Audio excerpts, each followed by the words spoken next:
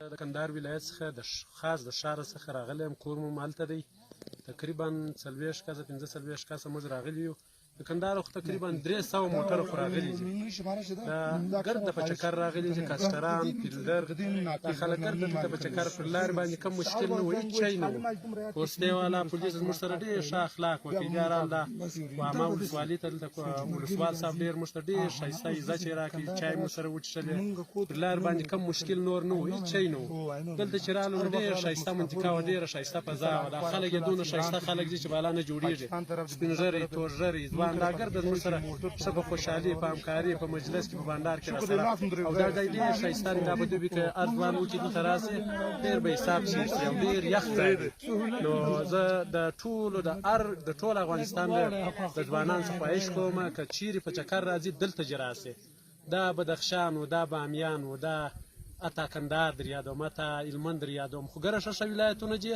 مګر دا ځای چې لکه څنګه د ملي پارک نوم چې پرېښی دی، د هغسې ملي پارک دی د ریشاګو.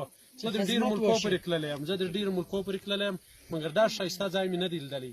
بدخشان، پنجشیر، مزار، هلمند، د افغانستان مکمل ولایتونه مې غوښتي دي، مګر دا ښایسته ځای مې نه دی لیدلی. دا ځای ډېر ښایسته دی.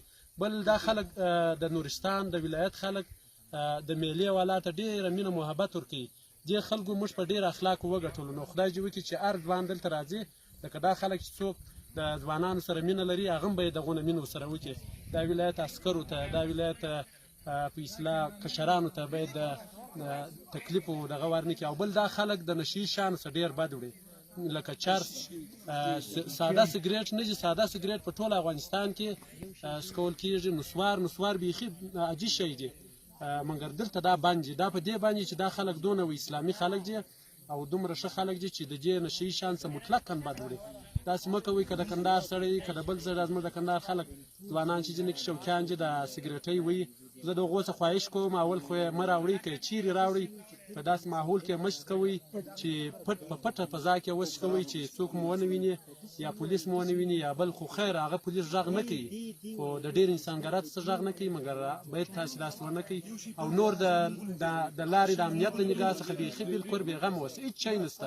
پر لارې شپه کوئ، غل نشته. پر لارې شپه کوئ، حکومت کار نه لري، نه طالب شته، نه داعش شته، نه حکومت شته، هغه تکلیف نه درته کوي.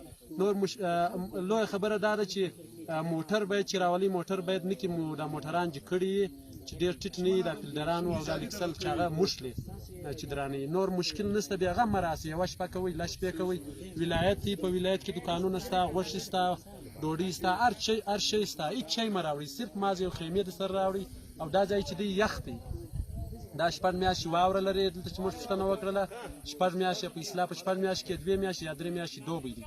نو دغه 3 میاشتې په دا دوبي کې سړی راسي، اوس هم پر دا غرو باندې ګره واوره پرته ده. نو حتما باید تاسو بوټونه سره راوړئ چې دا غرو ته خېږي. ډېر ښایسته منطقې دي. او توسان دا کمپلې سره راوړئ او خیمې سره راوړئ. بیا تاسو د میلې څخه خوند اخلئ. دا چې وکړي چې دا ویډیو څخه مو ښه خوند اخیستي. دا ماشاءالله ډېره ښایسته فضا ده.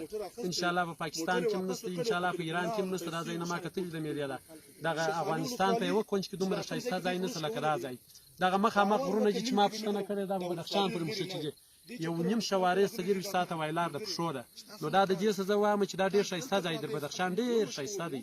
دغه ولسوالي ده، د ولسوالۍ څخه لوړ چې دا ولایت راپورته سي، دغه منطقه ده، ډېر ښایسته ځای دی. او هر کندهاری و هر ولایت سړی چې راځي، دغه زه چې ولاړ یم دا ویډیو چې کېږي، حتما به یې دغه ځای ته راسي چې دا وویني. دا یو ډېر ښایسته ځای دی.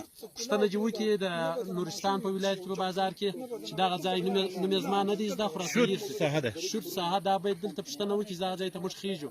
دلته چې راوخته که خیمې راوخېږي مشکل نشته، شپه وکړئ، سامان د ولایت راپورته کړي. په دې ځای کې بیا خوراکان نشته، دا به د بازار راپورته کوئ.